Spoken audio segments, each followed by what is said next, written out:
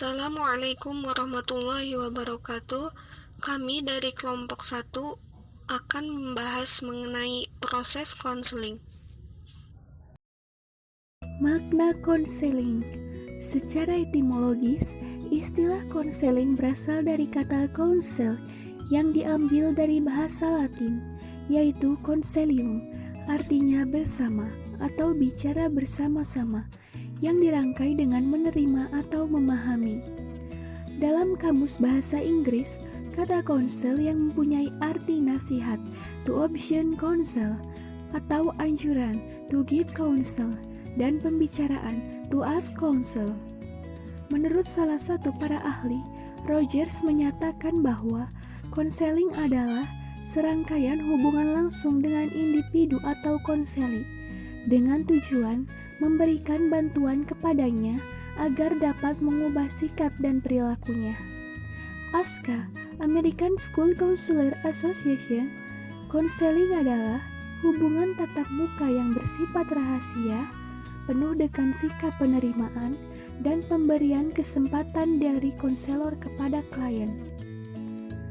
Berdasarkan pemaparan di atas, dapat disimpulkan bahwa konseling merupakan suatu proses bimbingan secara langsung yang dilakukan oleh konselor kepada konseli agar konseli dapat merubah sikap dan perilakunya sehingga mampu memperoleh pemahaman tentang dirinya dan lingkungannya.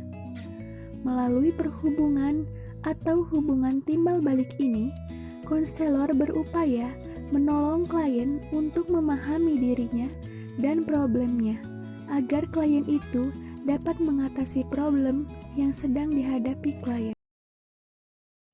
Materi selanjutnya yaitu tahapan konseling. Menurut Bramer, Abrogo, dan Sostrom, dalam Lesmana, tahapan proses konseling memiliki 4 tahap. Yang pertama, membangun hubungan. Tujuan membangun hubungan ini agar klien dapat menjelaskan masalahnya, keprihatinan yang dimilikinya, kesusahan-kesusahan yang dimilikinya, serta alasan-alasan datang pada konselor. Tahap yang kedua, identifikasi dan penilaian masalah.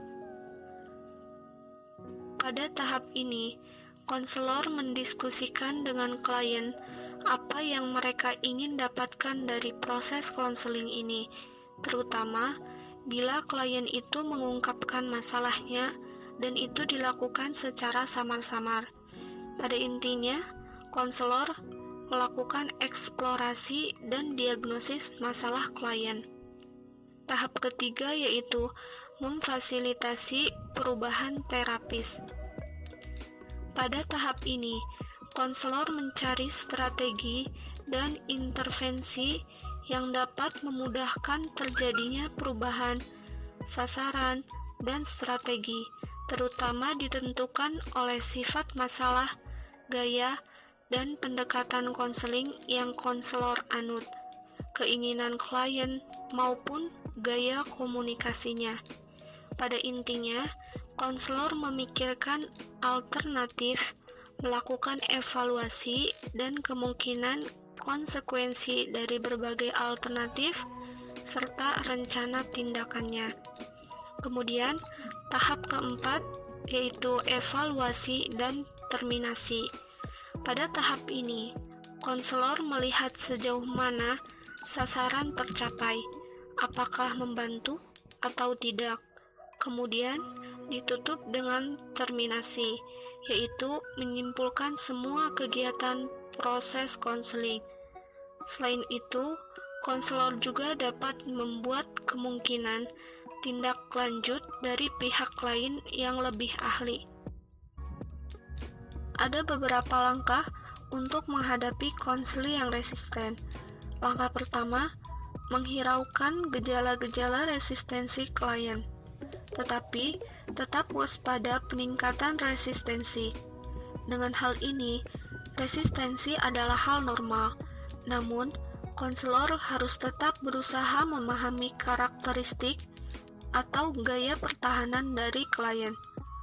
Langkah kedua, menggunakan teknik adaptasi minor, yaitu mengurangi pengaruh emosional, mengubah langkah seperti mengurangi bertanya, dan menggeser postur lebih rileks.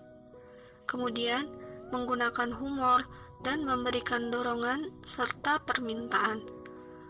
Langkah ketiga, mengarahkan kembali isi wawancara pada hal-hal yang dapat mengurangi resistensi. Langkah keempat, melakukan teknik penanganan dengan cara interpretasi resistensi, refleksi perasaan resistensi, teknik referral, dan ancaman.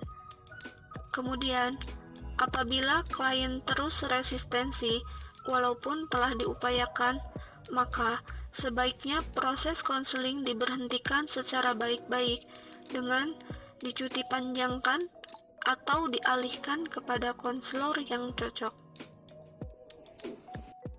Sekian pemaparan dari kelompok 1, kurang dan lebihnya kami mohon maaf.